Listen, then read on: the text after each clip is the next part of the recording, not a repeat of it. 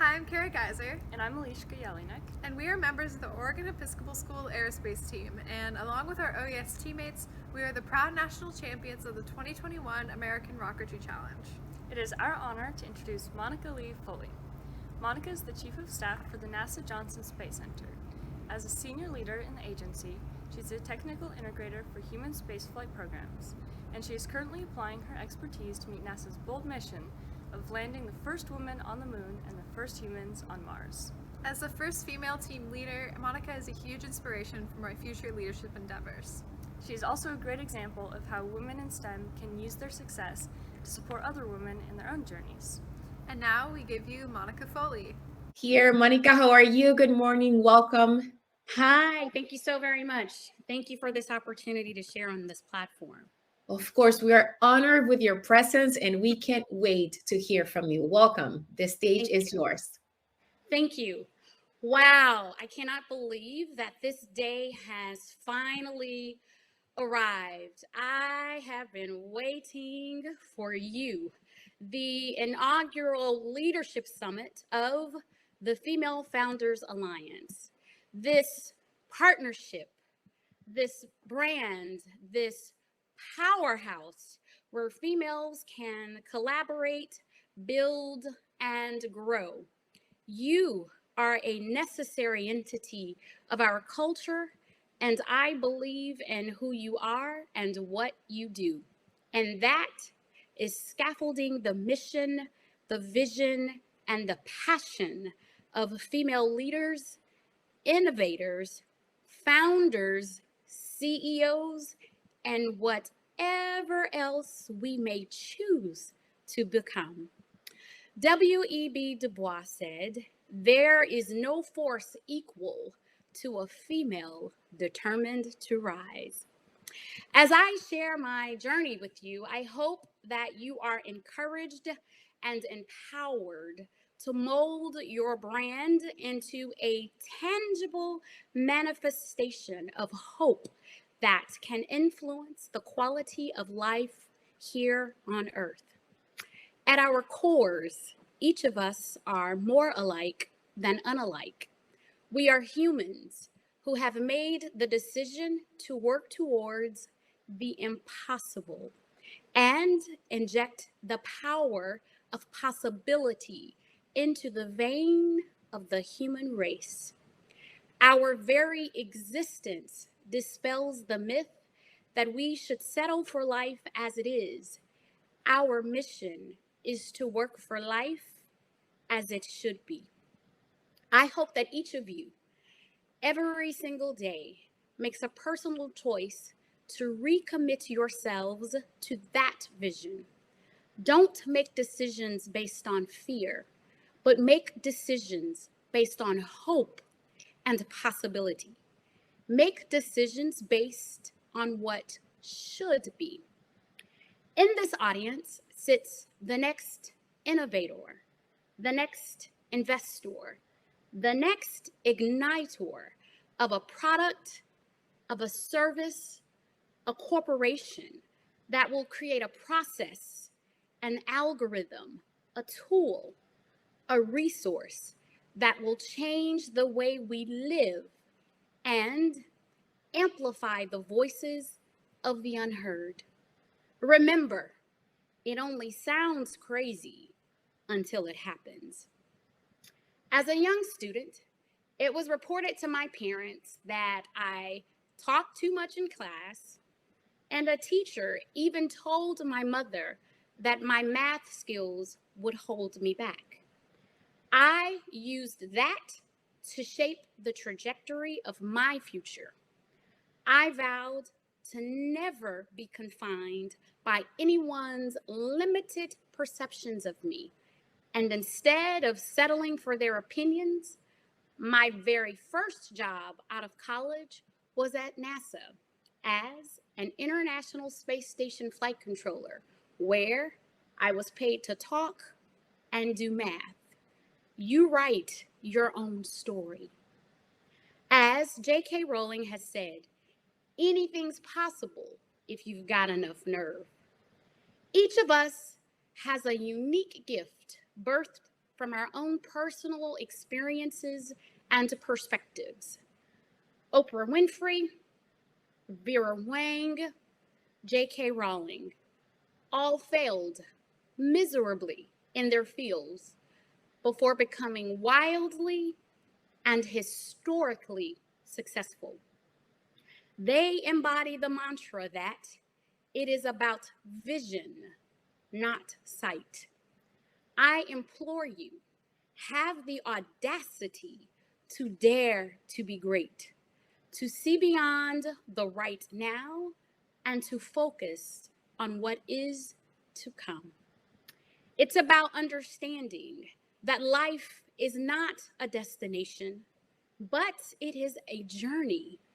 And if you're waiting for the perfect time, the exact scenario, the ideal circumstances to pursue your passion and to make your dream a reality, you will risk missing out on the very moment that could change everything. I think back on the inauguration ceremony for now Vice President Kamala Harris. This was, quite frankly, history in the making. Literally, the cracking of glass ceilings for females everywhere. But when she walked the stairs of the Capitol building, she slipped a bit as she climbed down. Her husband gracefully caught her. They exchanged an unspoken acknowledgement. Then she pressed towards her seat. She continued to the mark. We have all had similar experiences as we execute our strategic plans. We may misstep. We will all make mistakes, have struggles, and even have regrets. But you are not your mistakes, and you are not your struggles. And you just need to keep moving forward. Keep pressing towards the mark, because that which you have earned will manifest. Then, during the ceremony, after Garth Brooks performed his rendition of Amazing Grace, he turns, shakes the hand of President Biden, walks past Vice President Harris, shakes the hand of former Vice President Pence, passes Vice President Harris again, then turns to shake her hand and exits the stage. Now, I know that we can all relate to being the female in the room that's been made to feel invisible among male counterparts. In the words of Audre Lorde, the master's tools will never dismantle the master's house. So rather than get frazzled by social norms, we should rally together and not depend on an institution to do what we can do for ourselves. And that is to provide an immense web of encouragement, goodwill, and practicality for one another so that we can shift the power in our culture. As Maya Angelou has written, each time a female for herself, without knowing it, quite possibly without claiming it, she stands up for all females. And then, when Supreme Court Justice Sotomayor swore Vice President Harris in, she mispronounced her name. What a moment. Can you imagine? You are at the pinnacle of your career, thinking of all you've sacrificed for your success. Because after all, we do know that you don't get what you deserve, you get what you fight for. And then when it's time to be recognized, if it doesn't happen the way that it should, do not allow the presentation to pulverize the power of that moment. Enjoy what you've earned. Hold on to the power moment. It is yours rightfully. Kofi Annan is quoted saying, "There is no tool for development more effective than the empowerment of females." I was once in India leading a STEM event with local students, and the host stood and began reading an introduction. He says, and I quote, "She is born of one of the poorest states in America. Highly uneducated population.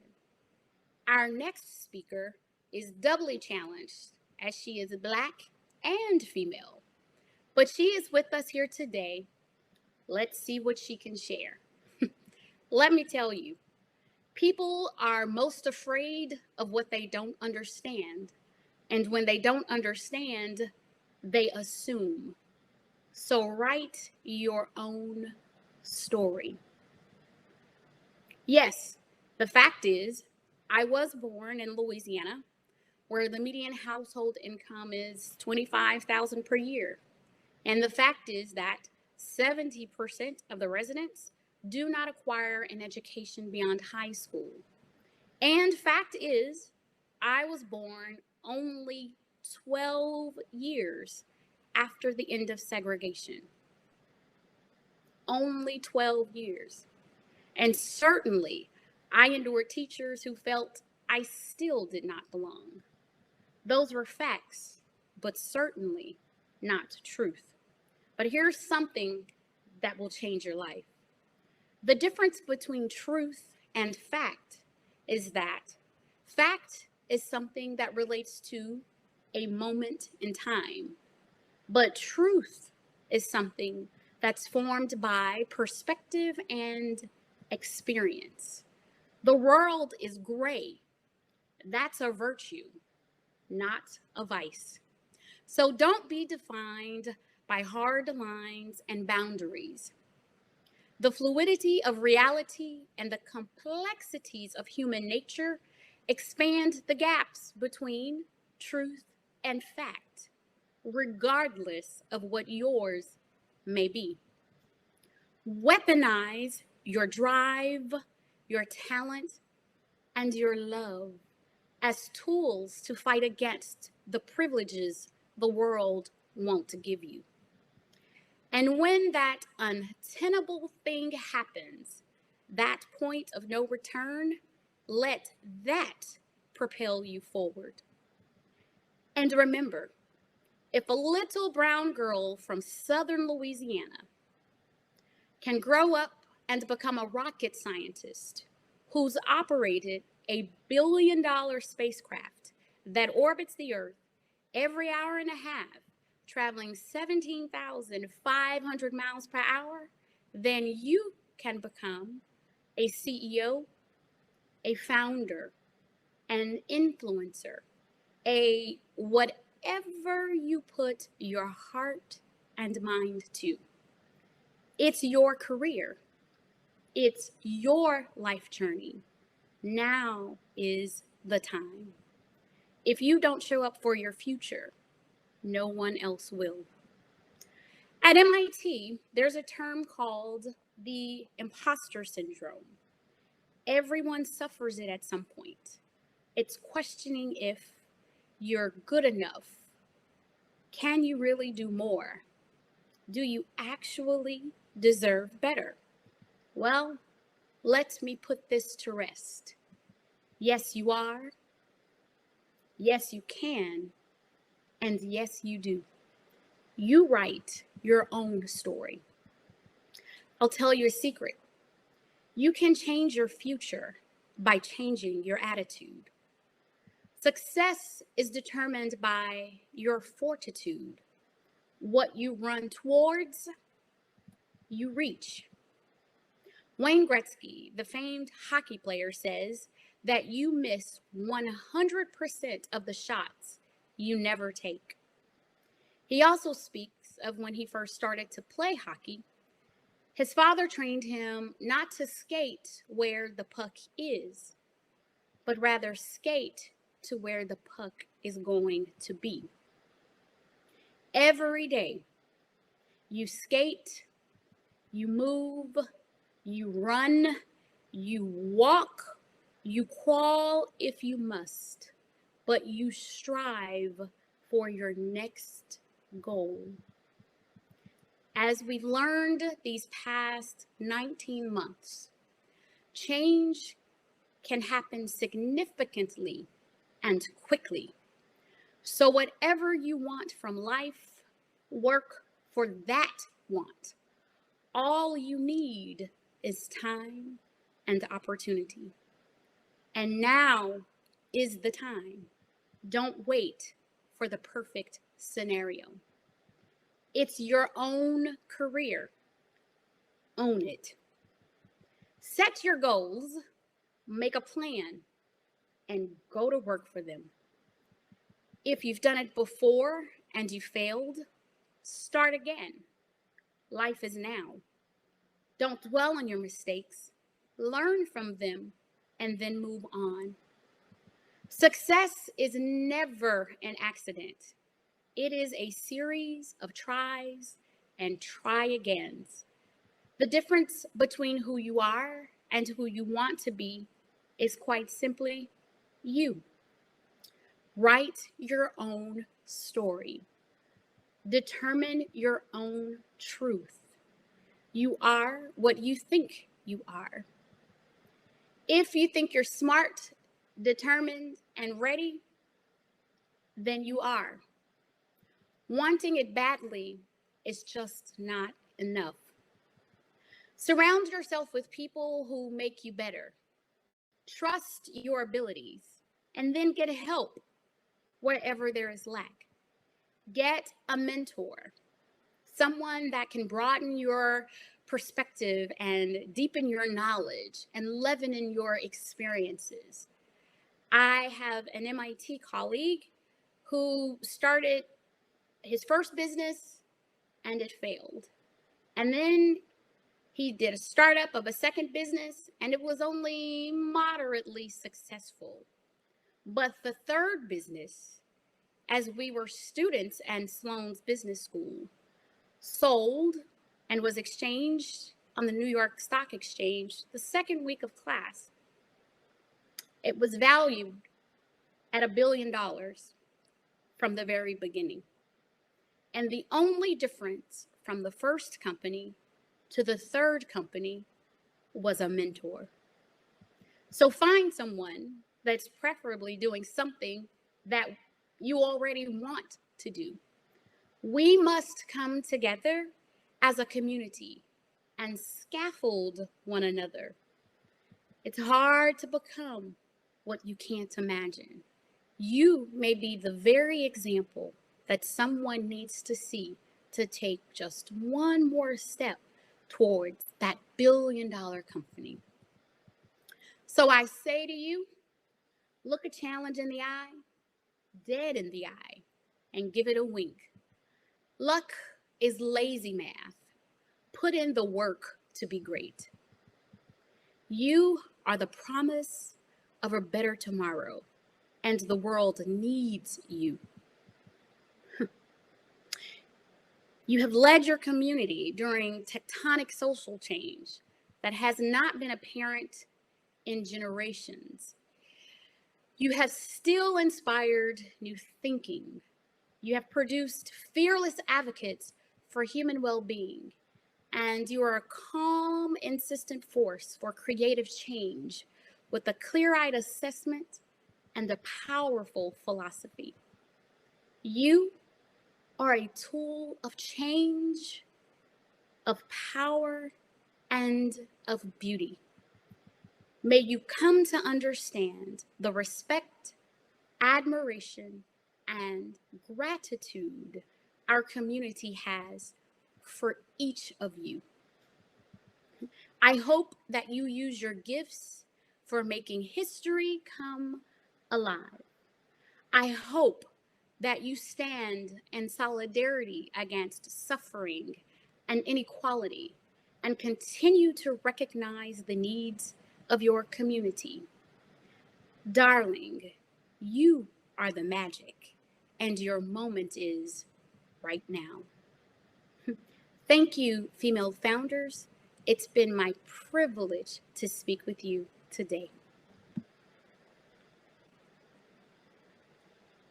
Thank you, Monica. This was amazing. You should have, the chat is on fire. Everybody's loving your energy or of your words of wisdom and the encouragement. I think we all enjoyed so much. Thank you so much, Monica. Thank you. Thank you for having me. Have a wonderful summit. Of course.